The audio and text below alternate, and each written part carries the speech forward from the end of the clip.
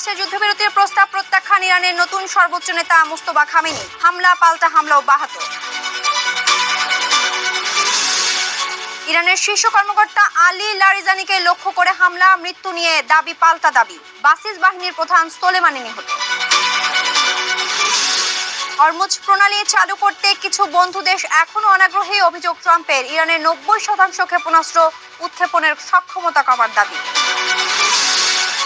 জ্বালানি ঘাটতির শঙ্কায় সাপ্তাহিক ছুটি 3 দিন করল শ্রীলঙ্কা। থাইল্যান্ড মিয়ানমারের জ্বালানি সাশ্রয়ে নানা পদক্ষেপ। এবং কাবুলে হাসপাতালে পাকিস্তানের বিমান হামলা, 400 মানুষ নিহতের দাবি তালেবান সরকারের। অভিযোগ ভিত্তিহীন বলছে ইসলামাবাদ।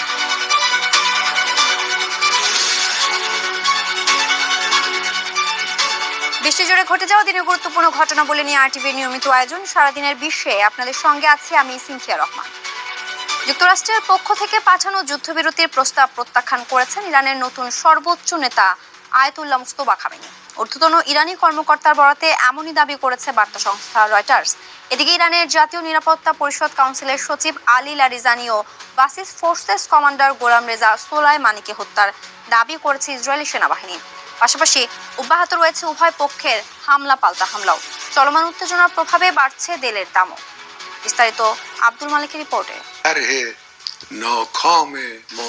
ইরানের সর্বোচ্চ নেতা আয়াতুল্লাহ খামেনির মৃত্যুর পর নতুন সর্বোচ্চ নেতা নির্বাচিত হন তার ছেলে আয়াতুল্লাহ মোস্তফা খামেনি। মোস্তফা ক্ষমতায় আসার পর মধ্যস্থতাকারী দুটি দেশের মাধ্যমে তেহরানের কাছে যুদ্ধবিরতির প্রস্তাব দেয় যুক্তরাষ্ট্র, যা প্রত্যাখ্যান করে মোস্তফা খামেনি। ঊর্ধ্বতন ইরানি কর্মকর্তার বরাতে এমনই দাবি করছে বার্তা সংস্থা রয়টার্স। ওই কর্মকর্তা বলেন, নিজের প্রথম পররাষ্ট্র বিষয়ক অধিবেশনে মোস্তফা খামেনি যুক্তরাষ্ট্র ও ইসরায়েলের বিরুদ্ধে প্রতিশোধ নেওয়ার বিষয়ে অত্যন্ত কঠোর ও অনমনীয় অবস্থান দেখিয়েছেন। এদিকে চলমান যুদ্ধে ইরানের জাতীয় নিরাপত্তা পরিষদ কাউন্সিলের সচিব আলী লারিজানিকে হত্যার দাবি করে ইসরায়েল। মঙ্গলবার এক বিবৃতিতে এমন দাবি করে ইসরায়েলের প্রতিরক্ষা মন্ত্রী ইসরায়েল কাদস। তবে তার মৃত্যুর খবর অস্বীকার করেছে ইরান। লারিজানি ছাড়াও ইরানের বাসিস ফোর্সের আরেক শীর্ষ কমান্ডার গোলাম রেজা সোলাইমানিকে হত্যার দাবি করে ইসরায়েলি সেনাবাহিনী। চলমান যুদ্ধের 18তম দিনেও হামলা অব্যাহত রেখেছে যুক্তরাষ্ট্র ও ইসরায়েল। ইরানের রাজধানী তেহরানে গত 18 দিনে যুক্তরাষ্ট্র ও ইসরায়েলের হামলায় অন্তত 12,000 ঘরবাড়ি বিধ্বস্ত হয়েছে। ইরানের পাশাপাশি লেবাননেও ব্যাপক হামলা অব্যাহত রেখেছে ইসরায়েল। ইসরায়েলি হামলায় মঙ্গলবারও নিহত হয়েছে বেশ কয়েকজন। এছাড়া ইরান সমর্থিত পপুলার মোবিলাইজেশন ফোর্সের একটি সদর দপ্তর লক্ষ্য করে বাগদাদের জদিরিয়া এলাকায় 2টি বিমান হামলার খবর পাওয়া গেছে। এতে অন্তত 4 জন নিহত হয়েছে। পাল্টা আঘাত করছে ইরানও। ইসরায়েল ছাড়াও ক্ষেপণাস্ত্র ও ড্রোন হামলা অব্যাহত রয়েছে কাতার, সৌদি আরব, সংযুক্ত আরব আমিরাত ও কুয়েতে। পাশাপাশি শত্রুদের জন্য হরমুজ প্রণালী বন্ধের ব্যাপারে অনড় অবস্থানে রয়েছে আইআরজিসি। হরমুজ প্রণালী স্বাভাবিক করতে অনেক দেশ আগ্রহী হলেও কিছু মিত্র দেশ এখনো অনাগ্রহী, এমন মন্তব্য করেছে মার্কিন প্রেসিডেন্ট ডোনাল্ড ট্রাম্প। তিনি বলেন, অনাগ্রহীদের তালিকায় এমন কিছু দেশও রয়েছে যাদের যুক্তরাষ্ট্র বহু বছর ধরে সহায়তা দিয়ে আসছে। চলমান সংঘাত ও হরমুজ প্রণালী বন্ধের প্রভাবে আন্তর্জাতিক বাজারে আবারও বাড়তে শুরু করেছে তেলের দাম। এশিয়ার বাজারে ওয়েস্ট টেক্সাস ইন্টারমিডিয়েট প্রতি ব্যারেলে পৌঁছেছে $95, আর ব্রেন্ট ক্রুডের দাম দাঁড়িয়েছে $102 বেশি। জ্বালানি সংকট মোকাবেলায় সপ্তাহে 3 দিন ছুটির ঘোষণা করেছে শ্রীলঙ্কা। আব্দুল মালেক, আরটিভি।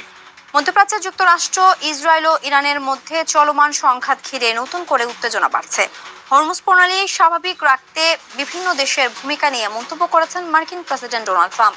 একই সঙ্গে ইরানের সামরিক সক্ষমতা উল্লেখযোগ্যভাবে কমিয়ে আনার দাবিও করেছেন তিনি।